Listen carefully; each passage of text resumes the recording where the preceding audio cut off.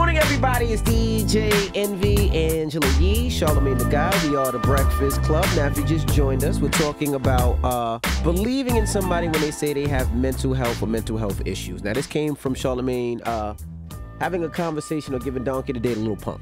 Yeah, I mean, Lil Pump, you know what I mean? Salute to Lil Pump. He's just the latest person in a long line of people who, for whatever reason, whenever somebody announces that they have, you know, mental health issues or they're dealing with some type of mental health issues, somebody has to come out and chastise them and say that, you know, they're lying or they need to suck it up or, you know, they're just scared. They need to push through. Do you realize pushing through is what has caused that person to hit the wall? You know what I mean? They've probably been pushing through their whole life, you know, staying busy, which is a response to trauma. That's what staying busy is, a response to trauma. Because when you stop for that moment, you got to deal with all the things you've been running from. Yeah, no, I get it. That's why COVID was such a eye-opener for so many people, and it made so many people start sitting down to go talk to therapists and whatnot, because COVID made us be still for the first time, and a lot of us didn't like what we saw. Yeah, no, I get it, and I do believe people do have mental issues, but I also feel like people use it as an excuse. I feel like it's an easy excuse to use because it's something that can't be checked. It can't be verified. It's just something within yourself, and I feel like people tend to use it like Let me ask a simple question. Who are we to say, hey, this person's lying about what they're going through mentally, what they're going through emotionally? How the hell do we know? And I know that if somebody like Russ is walking away from millions of dollars, that's the thing. Like, Russ isn't hurting anybody. Nobody. Correct. The only person that's going to suffer in this situation is Russ. If he's walking away from millions of dollars for whatever reason, already got a sold-out European tour, that lets me know clearly there's something wrong. And I salute Russ that, you know, he's able to articulate what it is that he's going through mentally. Because for so long, man, so many of us couldn't. Like, yo, you be dealing with mental issues, you be dealing with emotional issues, and you couldn't say, hey, man, I'm suffering from mental health issues. You got to make up some other excuse. Like you said earlier, something about lying on your dog or something like that. I didn't say nothing about You said something about the dog eating kids or something. What did you say? What are you talking about? What did you say? It was something about the kids or something. I don't remember what it was. All I'm simply saying, but whatever it was, it's stupid excuses like that we used to have to make up. Oh, I would say that people would always say that their kids were sick, but it would be an excuse or That's right. something like that. That's right. Well, let's go to the phone lines. Hello, who's this? Hey, how you doing, man? This is Frosty out of New Orleans, brother. How you doing? Hey, What's up, Frosty? What you checking in for, Frosty? Man, first of all, you know, by me getting through, man, I just want to say how y'all doing, Charlamagne, DJ Envy. You know, I'm a little bit nervous because y'all some major celebrities. I listen to y'all every morning, man, and I appreciate everything y'all be talking about. And I just want to say y'all doing a good job. You hear me? Thank you, brother. Thank you, Frosty. I thought Frosty was coming about something else. Oh, you didn't? Oh.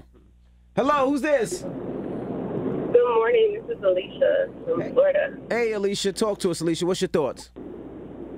So I actually am a mental health counselor down in South Florida. Sorry, my kids are excited to hear you guys. Tell them we said peace. They hear you. What's up, guys? But yes, I'm a mental health counselor down in Florida, and I mean, every single day I work in residential treatment down here, and we have people that, you know, are CEOs of companies, are professional athletes, you know, are stay-at-home moms or teachers. We have special education teacher in my center right now who had a mental health breakdown, and I cannot imagine this woman. She's in a psychotic break at this moment. She should be teaching second graders. You know, that's her job that she's on leave from. And I cannot even imagine this woman showing up to work for 5 minutes without a catastrophe occurring. Wow. So people really need to understand mental health is not a joke. It's not an excuse. People can use it as an excuse, just like during the pandemic. People called off because they said they had a fever or whatever, and you just let it slide because you'd rather them not come around and bring their potential, you know, negative exposures to the workplace if they need to do something to focus on themselves or to get themselves in their best health state. So, you know, when these performers, especially these artists, celebrities, a lot of them do have anxiety that's crippling. A lot of them do have, you know, identity issues that they struggle with just showing up and putting out this image that they're somebody that we all expect them to be. And if they fall short of that, like Charlamagne said, we criticize them for that. We criticize them if they snap. We criticize them if they have like a bad night.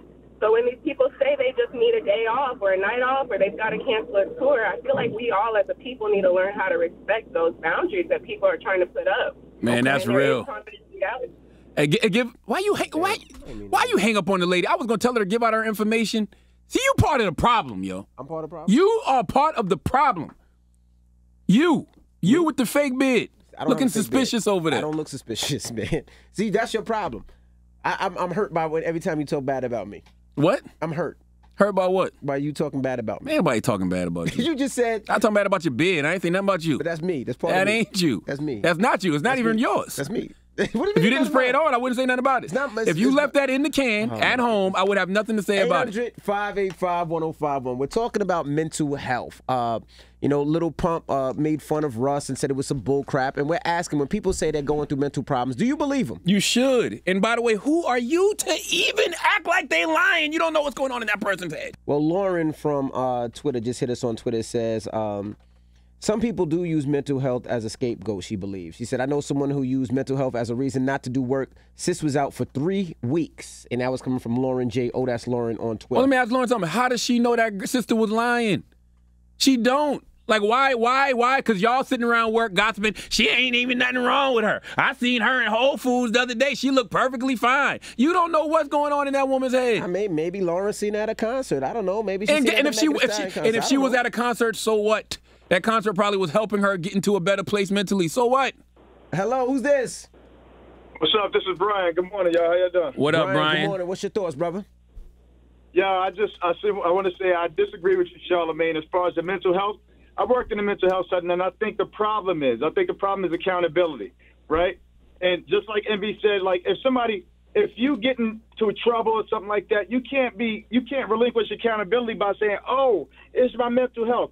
That's why the public, and that's why people don't really take it as serious as they should, because that's what happens. People nowadays, when it comes to accountability and publicity and wanting attention, they lean on mental health. And these kids, and bringing it back to Lil Pump, these are kids in the music industry, right? This guy who Lil Pump was going after, he might have a mental health issue or problem, but when you in that setting, you can't just go, okay, you know what? Oh, mental health. Oh, that's what Britney Spears had, a mental health breakdown, a problem. She sought counseling and she actively dealt with it, and that was in a public eye. Hey, my brother, can I ask you a question? Because you use Britney Spears as an example. Britney Spears might not even have hit that wall if she was able to get the help she needed, 4 or 5 years prior. We don't know. Britney might have been crying out for help behind the scenes, and people kept telling her, no, go out there, push, keep performing. Then when she finally hits the wall and shaves her head and beats the car with an umbrella, we say to ourselves, oh, see, she really got to have a mental health issue. Why does it have to go that far? It doesn't. It's not that it has to go that far, Charlamagne, but at the point, we've seen her go through it, right? And So you have to see me. You have to see me physically have an emotional and mental breakdown in order for people to believe it. That's BS, my brother, and you know that. No. It has to be dealt with in a fashion where I'm going to seek help. She was asking for help. We all know that, and you can't put everybody in an umbrella when they say, "Oh, mental health." Everybody's dealing with. Well, let me ask you one more question. If somebody comes to you right now and they say, "Hey, man, I'm having a mental health issue. I need a couple of days off." Who are you to tell them that they're lying? You don't know what's going on in this person's head? No, not at all.